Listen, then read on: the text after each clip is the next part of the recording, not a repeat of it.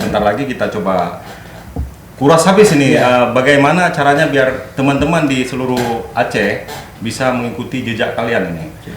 Mungkin bisa cerita, mungkin nggak terlalu panjang, nggak usah panjang. Ini buat teman-teman yang nantinya itu ketika ikut dan gagal, jangan pernah takut teman-teman, karena yang sudah tertakar tidak mungkin tertukar. Kemudian juga ketika kalian sudah mencoba, itu udah sangat luar biasa gitu. Dan juga masalah terburuk atau kejadian terburuk manusia itu adalah ketika mereka bermimpi tinggi tapi tidak tercapai. Itu lebih baik daripada bermimpi rendah tapi tercapai. Just be yourself, karena jika kita melangkah, at least walaupun kita melangkah hanya setapak, tapi kita kayak closer to our dream. Karena mimpi kita, jika tidak ada langkah atau hal yang kita lakukan, maka mimpi itu hanya akan menjadi angan-angan saja.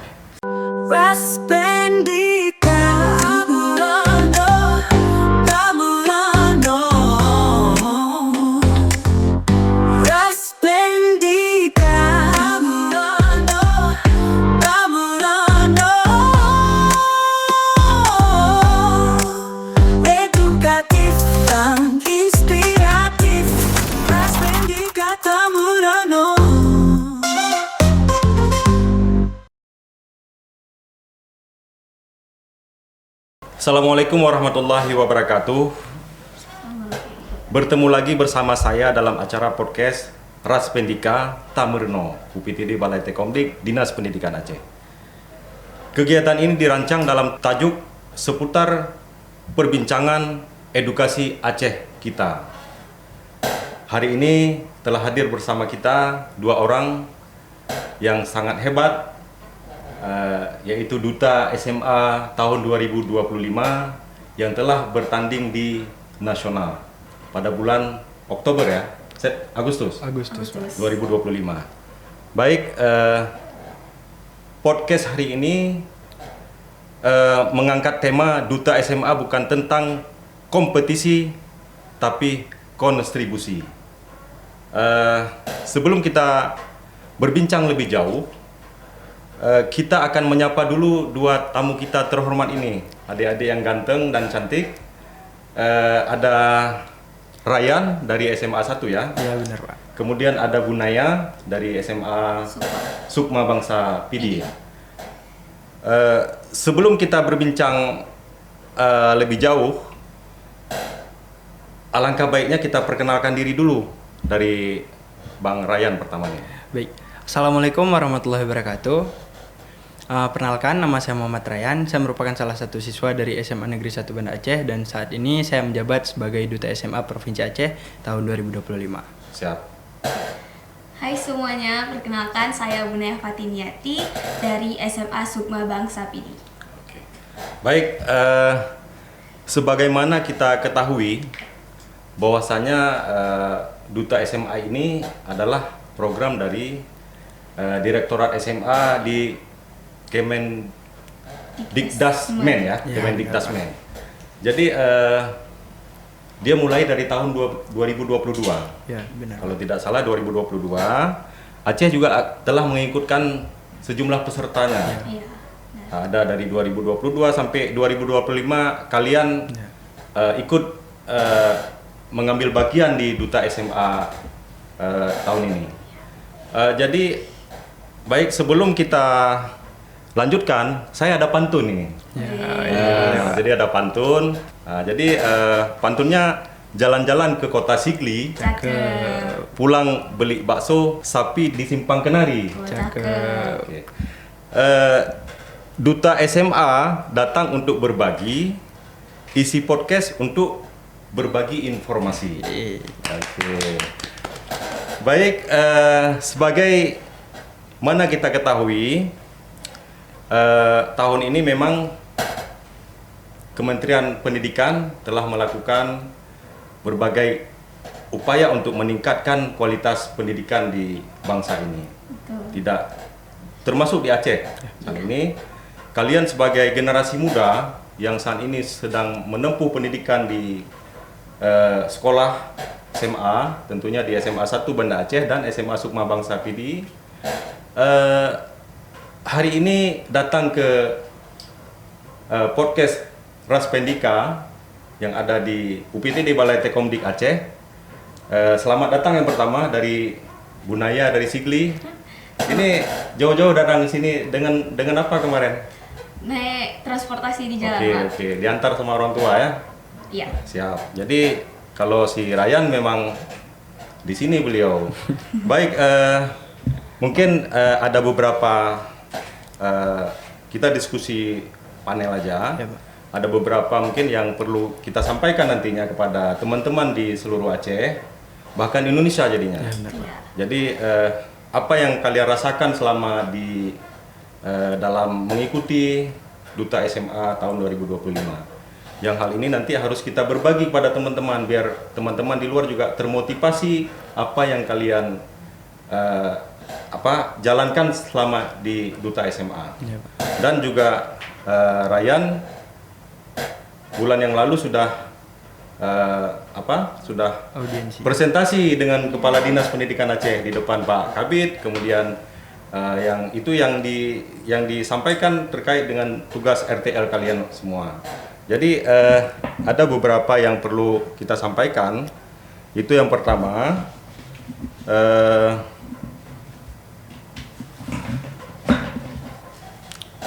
yaitu makna dari tema kita hari ini. Jadi tema kita hari ini kan Duta SMA bukan tentang kompetisi tapi kontribusi. Bagaimana menurut kalian sudut pandang si Ryan? Oke. Baik, jadi dari temanya tadi Pak itu terkait dengan Duta SMA bukan tentang kompetisi tapi kontribusi. Nah, jadi Pak di sana ketika melakukan penguatan pertama di Bogor, hal yang paling terasa adalah cukup kompetitif di sana karena kita tahu bahwasanya setiap pelajar dari sana itu mewakili daerah masing-masing, mewakili 38 provinsi. Nah, jadi di sana itu memang tingkat kompetitifnya itu cukup tinggi Pak karena kan memang di situ kita ingin menemukan sang juara. Nah, tapi di sana Ran belajar satu hal bahwasanya ketika kita mengikuti kegiatan seperti itu, yang paling penting itu bukan kita mendapat penghargaan tapi pengalaman. Karena jujur sudah berada di Bogor saja itu sudah luar biasa gitu. Siap. Benar-benar. Kalau menurut Bu Naya gimana?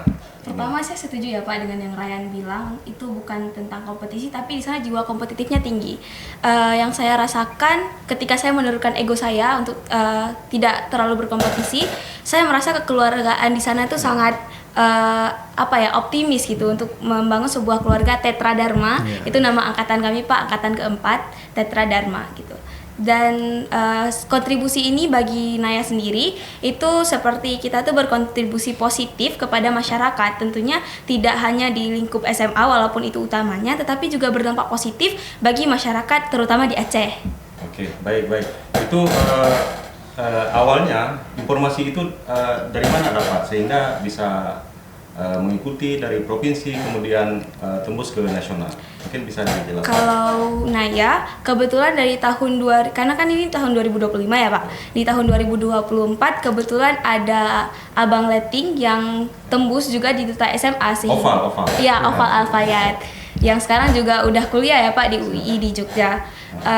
Alhamdulillah dengan adanya Bang Oval, informasi yang tersampaikan itu cukup terstruktur dan kami dibimbing gitu Pak. Misalnya kalian tuh harus bikin video ya, nanti video kalian kurasi ke aku, nanti aku cek gitu kata Abang Oval ini sendiri. Dan tentunya seleksinya tuh tidak hanya video aja Pak, ada esai ya kan, terus ada portofolio kami sendiri. Jadi tidak tentang juara, kami telah meraih juara apa aja tidak, tapi bagaimana kepribadian kami dan soft skill gitu. Siap. Nanti kalau menurut Ryan sendiri seperti apa?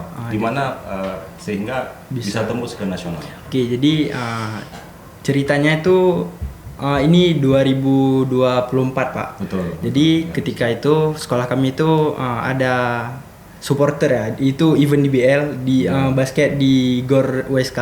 Jadi di situ Ren lihat seorang laki-laki lah namanya Bang Zawil. Zawil, betul. Ya, jadi pada saat itu Ren nggak tahu banyak nih tentang Bang Zawil, tapi Ren tahu sekilas bahwasanya dia cukup berprestasi gitu Pak. Bahkan yang Ren dengar pada tahun itu aja dia udah mendapat kurang lebih 50 penghargaan baik di tingkat nasional hingga internasional. Nah, di situ Ren belum tahu tuh Pak namanya Duta SMA. Kemudian berselang beberapa waktu tiba-tiba lewat sebuah video dia ketika penguatan. Ren nggak tahu penguatan yang pasti itu penguatan keberapa, tapi di video itu dia bilang we are Aceh Nation Jakarta. Wow, dari situ Ren melihat bahwasanya oh berarti Duta SMA sendiri memang mencari orang-orang yang sangat luar biasa seperti itu.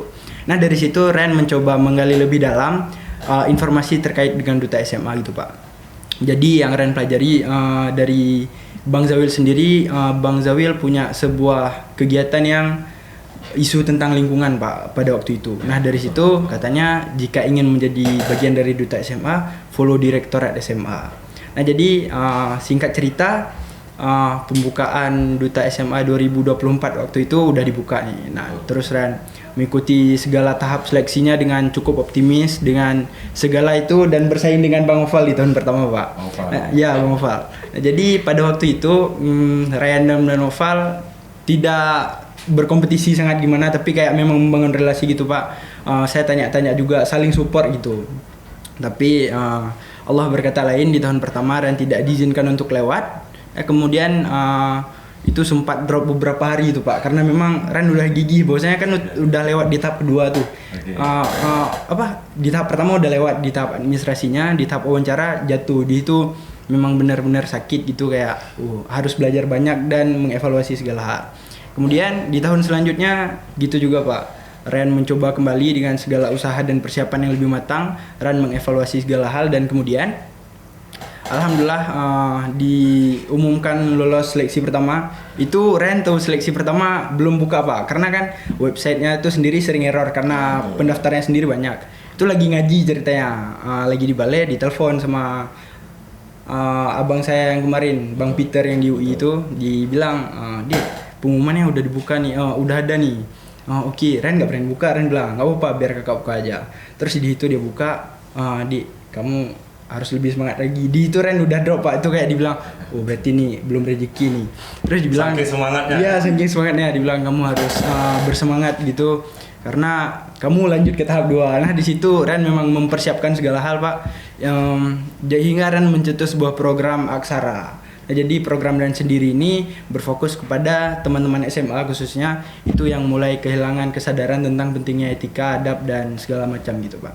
Nah, di situ Ren mempresentasikan program tersebut di depan Dewan Juri dan alhamdulillah terdaftar dan menjadi bagian dari Duta SMA gitu. Oke, mantap. Inilah semangat baru dari anak muda nih. Ya. Inspiratif banget sih. Inspiratif. Jadi sampai sakit mungkin ya, sehingga untuk mencapai nasional. Iya. Semangat anak muda nih.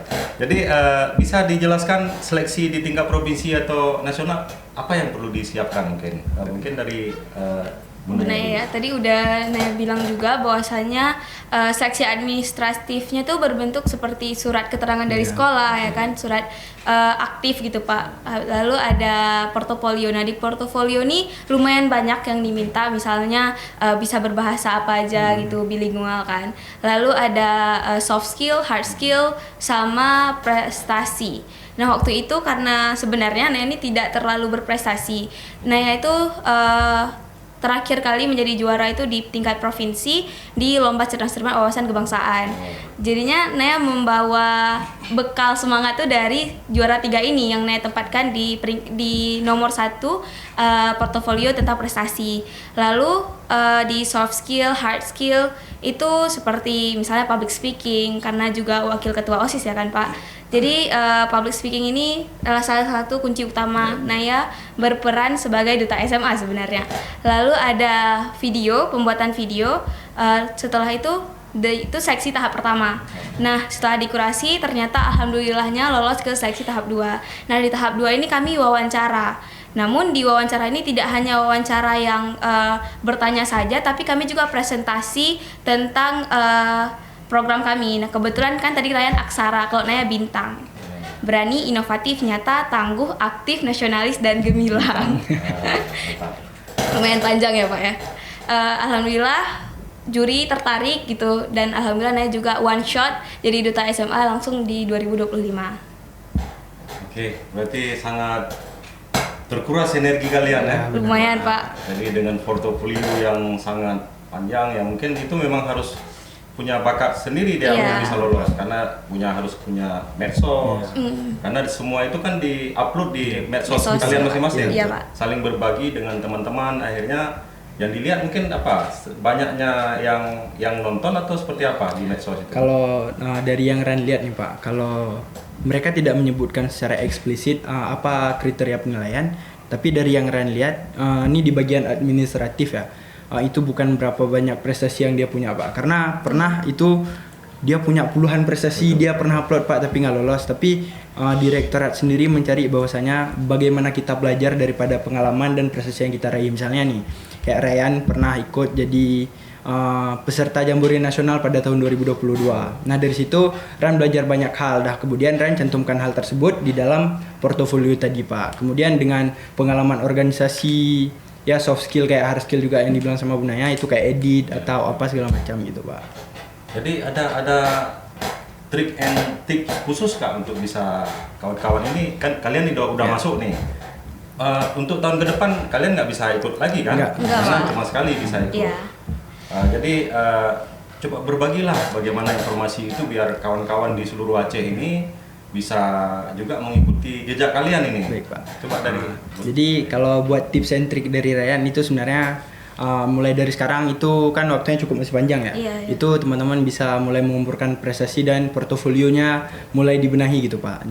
Apa aja yang bisa diituin, misalnya ikut kegiatan. Ini kebetulan nih Direktorat SMA lagi ada lomba juga. Ya, namanya Thanos. Itu penutupannya tanggal 17 Oktober ya? Iya. Tanggal 17 Oktober itu tantangan dan inovasi siswa gitu Pak. Jadi ada beberapa cabang lomba. Nah itu merupakan salah satu yang bisa teman-teman ikuti Betul, untuk menambah Portofolio. portofolio dan juga prestasi teman-teman. Nah kemudian kalau Ren sendiri Pak, kalau hal yang Ren lakukan pada saat pendaftaran gagal di tahun pertama, itu Ren membangun relasi dengan duta SMA sebelumnya Pak. Itu bahkan Ren follow sampai tahun 2022 Pak, itu hampir semua. Jadi kayak sebelum jadi duta SMA aja Ren udah mencoba membangun komunikasi dengan mereka, sehingga dari situ Ren bisa belajar banyak dari mereka. Ren tanya-tanya misalnya, Kak kalau buat tahun pertama Ren gagal, yang Ren rasa kurangnya itu di mana katanya, di tahap wawancara. Oh gini dikasih tahu. Jadi duta SMA ini sendiri orangnya nggak tertutup gitu benar. Jadi kayak memang apabila ada teman-teman yang mau nanya itu boleh banget tanya-tanya ke kita gitu Pak. Kalau dari Naya, dari portofolio kan tidak terlalu di menurut Naya ya, karena Naya juga bukan yang juara nasional kali Pak. Just be yourself, karena pas wawancara itu kayak lagi ngobrol ya Ryan ya, nggak yang wawancara yang emang kalian tuh harus gini nih, nggak, just be yourself and jawab segimana kalian bisa. Nah Naya baru masuk wawancara langsung bahasa Inggris Pak, jadi emang kita baru masuk wawancara masih deg-degan langsung bahasa Inggris. Sebenarnya di situ Naya tidak terlalu tangkap pertanyaannya itu apa, tapi ya udahlah jawab aja dengan optimis gitu kan. Ternyata yang Naya jawab tuh beda dengan pertanyaan yang dilemparkan Bapak ya. Terus kakak tuh akhirnya mengulang pertanyaan dengan grammar yang lebih mudah untuk dipahami, sehingga Naya bisa jawab gitu. Terus di akhir tuh kakak tuh bilang, saya bangga kamu optimis walaupun salah tadi, dan kamu dan Naya emang ngomong just follow the flow gitu Pak, emang ngalir aja. Karena kalau misalnya kita pikirkan apa nih pertanyaan selanjutnya, itu hanya bikin kita deg-degan dan makin nggak bisa jawab. Karena public speaking itu butuh ketenangan gitu kalau dari Naya. Dan perhatikan detail kecil seperti EYD, karena itu benar-benar berpengaruh banget ya Ryan ya. Karena kalau nggak salah Naya nih Pak, di tahun 2025 yang lolos di tahap wawancara itu ada salah satunya tuh tidak terlalu memperhatikan EYD, sehingga padahal dia ini sangat berprestasi, dia sangat berprestasi, lebih berprestasi daripada Naya I would say, tapi karena detail kecil yang dia lupa, sehingga mungkin itu yang membuat direktorat alhamdulillahnya memilih Naya. Berarti bahasa Inggris itu sangat diutamakan dalam Iya. kompetisi ini ya. Ya, itu menjadi poin tambahan. Poin Iya, tambahan. poin tambahan. Ya. Jadi bagi teman-teman itu bisa mempersiapkan diri nih hari ini. mulai Iya sekarang. betul. Karena untuk menuju 2026 Ya. ya kan? Jadi persiapannya dari 2025 itu kelas berapa yang bisa ikut? Kelas 10 dan kelas 11 Pak. Kelas 10, 11. Karena kalau kelas 12 persiapan Iya, untuk kuliah. menuju perguruan tinggi ya. Karena menjabatnya 1 tahun ya. Menjabatnya 1 tahun satu ya. tahun. Oh, berarti setelah hari ini diumumkan kalian jadi pemenang dari provinsi masing-masing sampai tahun berikutnya setelah ada duta baru, Iya. baru kalian jadi purna ya. Iya. Oke. Jadi memang betul-betul harus mempersiapkan diri baik mental, kemudian kemampuan dalam berbahasa, kemudian semua yang prestasi di sekolah juga harus mempersiapkan dengan matang lah ya. Jadi itu dites secara nasional, tidak ada di tingkat provinsi dia ya? Enggak Pak, jadi kalau buat sistem penerimaannya tuh memang dari tahap administrasi terlebih dahulu. Jadi kayak memang dilihat dulu di tahap administrasi itu kalau tahun 2024 itu ada 6 orang Pak, 3 perempuan dan 3 laki-laki. Tapi di 2025 ini kayak nggak secara langsung gitu suratnya. Tapi kalau di tahun 2024 tuh ada surat bahwasanya menyatakan 6 orang ini lulus dan tahap wawancaranya tahu. Jadi mungkin direktorat juga memikirkan bahwasanya kalau kita tahu saingan itu jadi nggak fokus ke diri sendiri gitu Pak. Jadi kayak memang diumumin satu-satu, nggak mengeluarkan surat mereka gitu Pak. Ini memang terlalu berat yang kalian hadapi ini. Jadi terutama gini, dalam setahun ini kalian sudah jadi duta SMA nih. Ini sampai ada duta SMA yang baru ya. Bagaimana mengatur waktu di sekolah ini? Ini penting nih karena kalian harus menuju ke perguruan tinggi juga, sekolah juga harus mata pelajaran juga harus diutamakan. Kemudian duta SMA ini adalah kewajiban di pundak kalian berdua nih, duta SMA. Jadi bagaimana menurut Ryan bagaimana? Jadi kalau Ryan sendiri Pak, sebenarnya cukup sulit sebenarnya untuk mengatur hal-hal kecil seperti ini dan juga itu cukup berat juga kalau untuk membagi waktu. Tapi seiring berjalannya waktu, alhamdulillah Ryan belajar Pak. Bahwasanya untuk hal tersebut kita bisa memprioritaskan hal yang paling penting. Misalnya nih, Ran kan saat ini menjabat sebagai ketua OSIS nih Pak. Jadi apabila di sekolah itu sedang ada rapat dan juga direktorat tuh perlu rapat juga malam itu Pak. Jadi kayak misalnya kan OSIS tuh fleksibel Pak, rapatnya bisa di mana aja. Jadi kayak misalnya malam katanya anak OSIS mau rapat. Jadi kan di OSIS itu sendiri Ran punya wakil Pak. Karena tingkatan prioritasnya lebih tinggi ini karena dengan pusat Pak, jadi kan ini secara nasional gitu kita itu diskusinya gitu kan. Jadi Ren lebih mengutamakan yang terlebih tinggi terlebih dahulu seperti direktorat ini. Kemudian juga kan kalau di organisasi tadi seperti yang Ren bilang ada wakil, jadi di organisasi sendiri bisa diwakilkan sama wakil dulu. Kemudian untuk cara belajar sendiri karena kita jalanin program tuh banyak ya, jadi itu cukup sulit juga. Tapi kalau yang Ran pelajari adalah coba ketika ada waktu kosong mungkin sebelum tidur gitu Pak, kita coba cari dulu materinya apa dan pelajari sesingkat-singkatnya, tapi kita benar-benar paham sama materi yang ada gitu. Walaupun kita ketinggalan, setidaknya kita tahu apa yang kita pelajari dan nantinya ketika kita sekolah kita bisa kembali menanyakan kepada guru gitu Pak. Oke, kalau menurut Naya seperti apa? Kalau Naya, alhamdulillah sekolah suportif Pak. Jadi kalau misalnya ketinggalan ujian, nanti kami bisa ikut ujian susulan gitu. Terus kalau dari tugas, emang guru nanti kebetulan pas di Bogor kemarin itu lagi ada tugas fotografi dari seni, mapel seni Pak kan. Nah jadi kami itu project disuruh foto siluet dan juga bird eye kemarin itu. Nah karena lagi di Bogor dan padat sekali ya jadwal kita kemarin itu, sampai gurunya telepon Naya bilang, "Nak, kamu selesaiin tugas ini dulu ya, takutnya nanti kamu nggak ada nilai." Emang guru-guru di Sukma itu Pak benar-benar yang kayak mengajak siswa gitu. Jadi ketika saat itu Naya bilang, "Oh iya Pak, nanti malam ya Pak." Itu Naya kirim di jam 12. Naya rasa emang kayak aduh kayaknya nggak enak nih ngechat guru jam 12 gitu kan. Terus ya udahlah daripada nggak ada nilai, Naya chat, "Bapak mohon maaf ya, ini tugas saya," gitu. Terus Bapak tuh bilang, Bu Naya nggak apa-apa, terima kasih ya Nak. Saya tahu juga kamu capek di sana. Ya Allah, itu benar-benar membantu sekali ya Pak dengan hal seperti ini.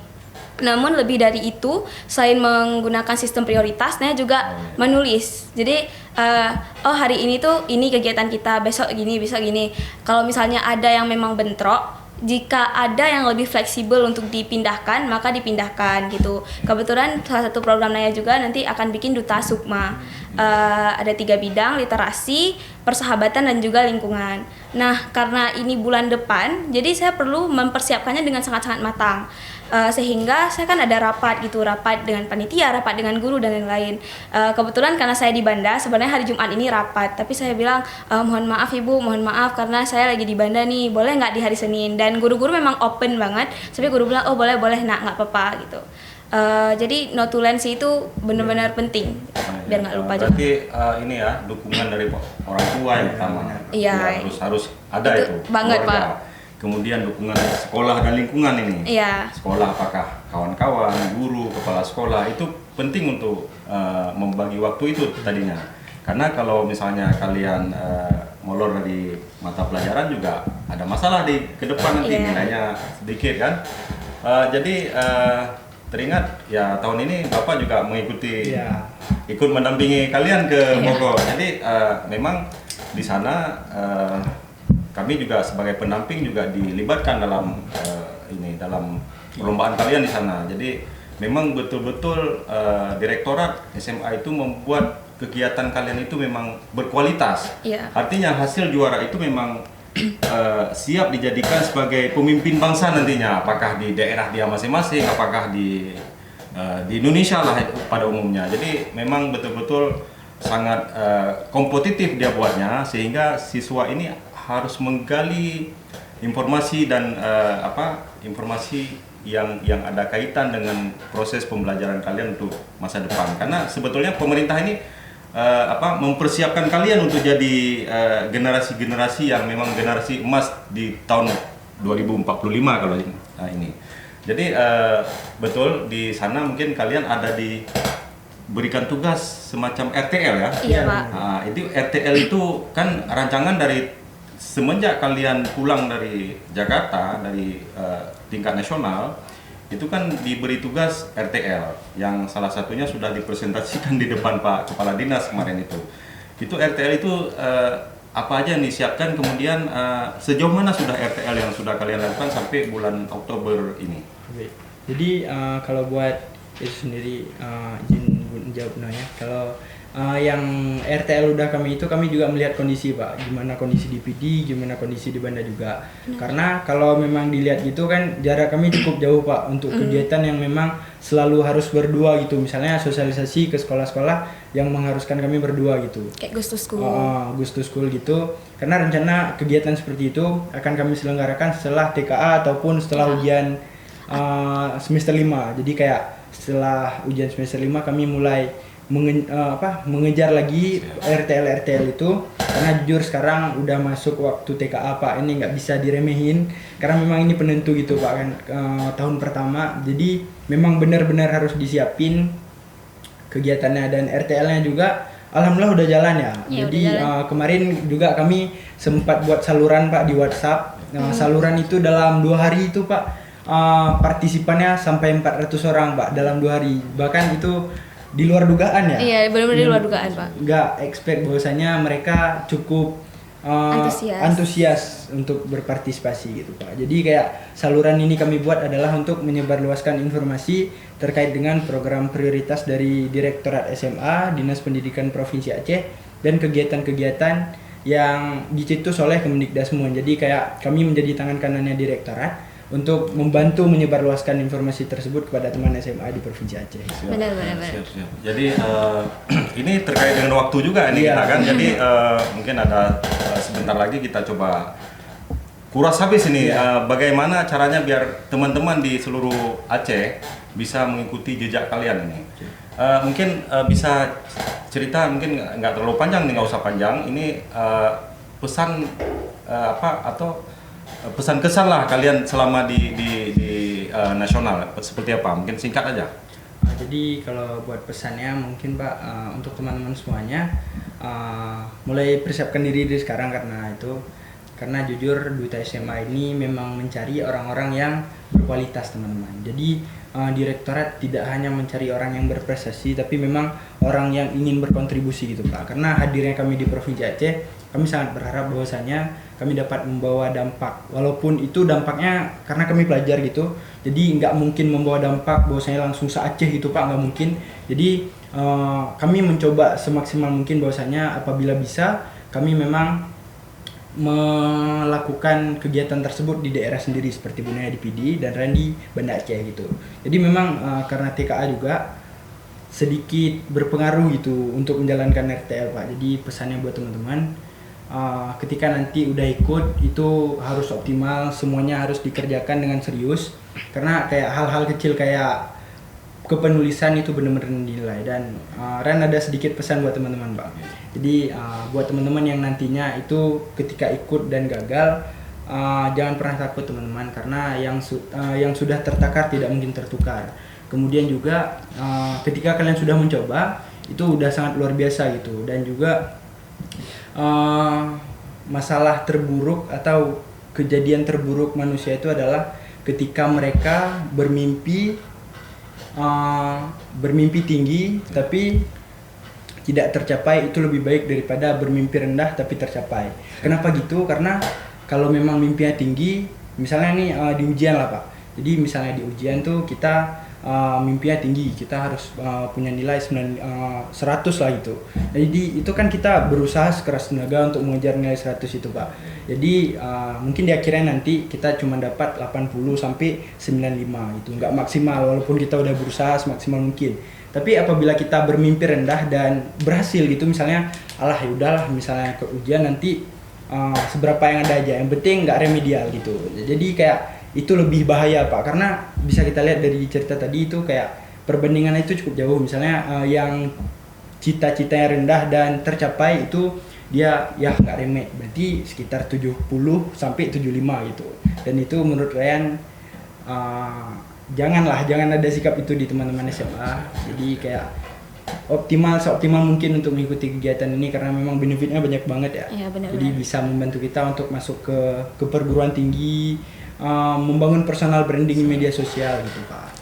Oke, mungkin dari Bunaya. Kalau dari Bunaya singkat banget ya Pak, just be yourself karena jika kita melangkah, at least walaupun kita melangkah hanya setapak, tapi kita kayak closer to our dream. Karena mimpi kita jika tidak ada langkah atau hal yang kita lakukan, maka mimpi itu hanya akan menjadi angan-angan saja. Siap. Keren. Jadi mungkin ini karena waktu juga yang membatasi kita. Sebetulnya banyak sekali yang harus digali lagi nih. Ada beberapa juga yang perlu kita sampaikan. Namun karena waktu yang sangat singkat, jadi mungkin terima kasih kepada kalian ya. Ini pertama Bunaya nih dari Sigli nih, dari PD. Jadi salam buat kepala sekolah sama guru dan teman-teman semua. Semoga apa yang kalian hari ini lakukan, apa yang kalian sampaikan tadi menjadi inspirasi bagi teman-teman. Jangan takut untuk memberi yang terbaik buat orang lain. Karena sesungguhnya orang yang baik itu adalah orang yang bisa bermanfaat bagi orang lain, kan seperti itu. Hari ini harus lebih baik daripada kemarin. Nah, itu kuncinya itu. Jadi baik teman-teman semua, pada hari ini mungkin di podcast Raspendika Tamurno kita akhiri mungkin karena waktu ada limit ya waktunya. Jadi terima kasih. Salam buat semuanya. Tentu diawali dengan pantun, ditutup dengan pantun. Okay. Wah. Ikan lele lompat ke darat. Cakep. Yang lihat langsung terpikat. Cakep. Podcast Tamurno makin hebat. Dua duta SMA siap wujudkan Aceh Cadang yang hebat. Oke, terima kasih kepada Ryan atas waktunya dan Bunaya juga yang jauh-jauh dari Sigli ke sini. Kami doakan Ryan kembali ke sekolah dengan selamat, juga Bunaya. Salam buat teman-teman semua. Saya pamit undur dan kami semua mengucapkan terima kasih kepada kita semua. Assalamualaikum warahmatullahi wabarakatuh.